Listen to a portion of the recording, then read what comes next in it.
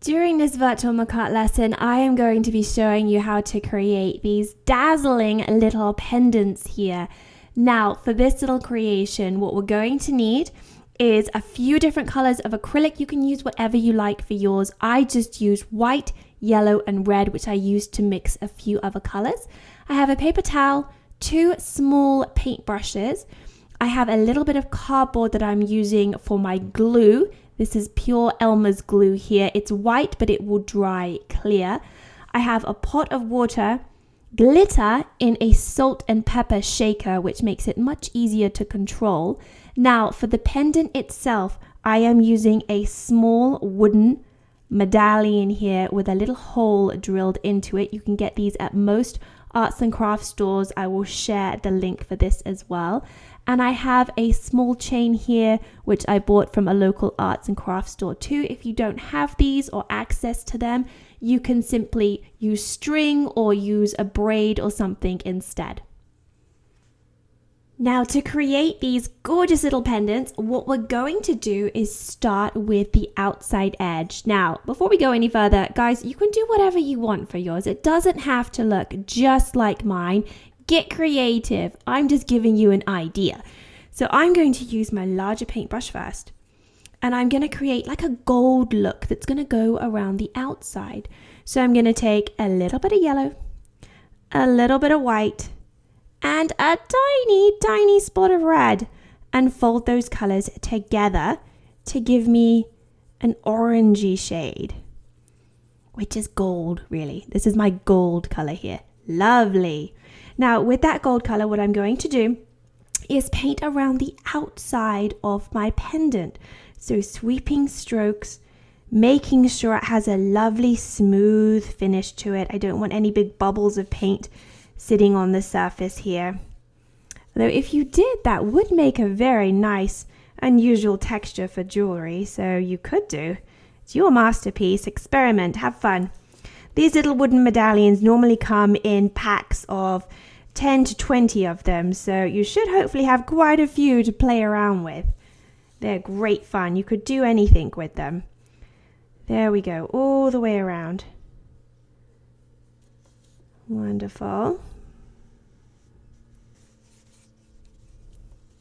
Perfect. Now I'm going to add a little bit of a darker gold color just around the bottom edge of mine, so adding a tiny bit more red, just to create the illusion of a little bit of shadow. You do not have to get fancy with this. You can keep it very simple.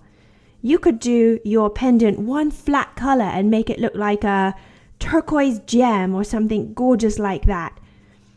Up to you. There we go, done. So what I'm going to do now, rinse my brush off really well. Dab it on the paper towel. Now I need to paint the inside. I'm going to do a pink jewel for mine. You can do whatever you want for yours. So I'm going to take some white, add a little bit of red in there, fold the two together. Ooh, I'm happy with that color straight away. Lovely. So in this big gap in the center, I'm going to paint pink for my beautiful pink gem.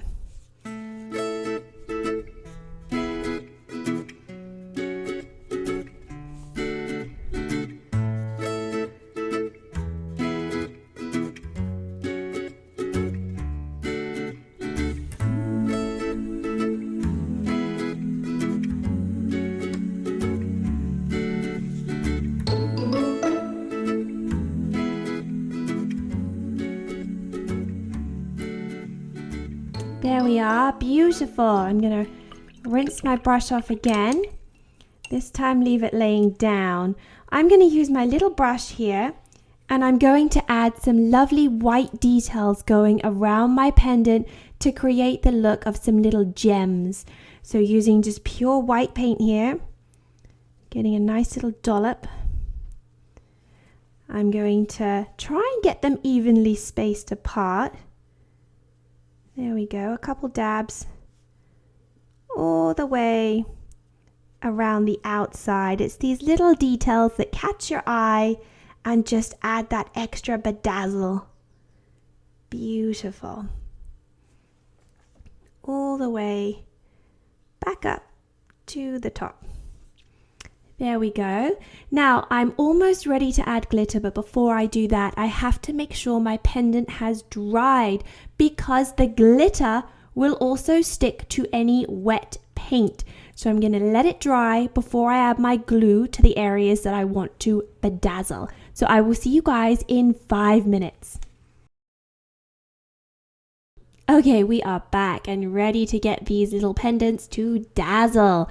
So what we're going to do first is use our little applicators here. Mine's just cut from a little bit of cardboard I had left over with some Elmer's glue. It's white right now, but it will dry clear. Now I'm going to generously add a nice coat of this to my pink gem only because that's where I would like it. You add glue wherever you would like your sparkles to be on yours. If your little details are still wet, you may end up getting a little bit of glitter sticking to those areas as well. Not the end of the world if you don't want it there. The easiest way to remove it is to let it dry first, and then you can simply just pick it off. Super, super simple. There we go. That's a nice coat of glue.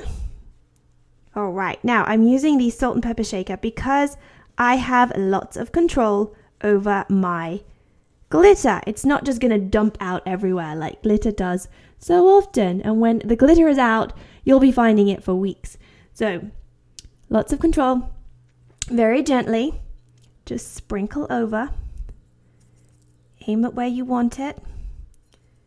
And keep going until you have a nice coat all over wherever you want your glitter to be.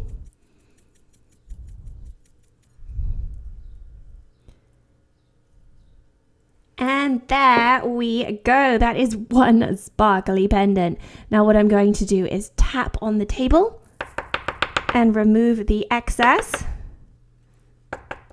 And oh my goodness, look at that beautifully dazzled pendant. Gorgeous. Now we have one final thing to do. My pendant is still wet where the glue is, so I'm being careful not to touch that area. I am going to add the chain to mine. Now these are ones that I had already purchased, but you can use anything. You could use normal string, you could use some beautiful wool to create a braid if you would like to. Get creative with it. If you're using a chain like mine here, what I'm going to do, fold it in two so I have a nice point at this end like so. Now I'm going to go behind and thread through to the front and just push it through. Now I'm going to open it up so I have a little loop here, and then I'm going to pull the rest of the chain through it. This will help it sit flat against your body and it won't rotate. There we go. And pull it tight. And guys, we are done. Look at that beautiful pendant ready to go. Oh my goodness. Now these, like I was saying, normally come in packs of a few different pendants. So once you've got one done, get creative. These make the most fabulous gifts as well. You could do friendship necklaces. You could even put a photograph here and a little bit of Mod Podge over the top. Oh my goodness, there's so much you can do. Remember guys, we'd love to see what you create, so please share your images with us on our social media, Instagram and Facebook sites. We would love to see. And remember guys, the most important thing, no matter what you choose to do, is that you have fun.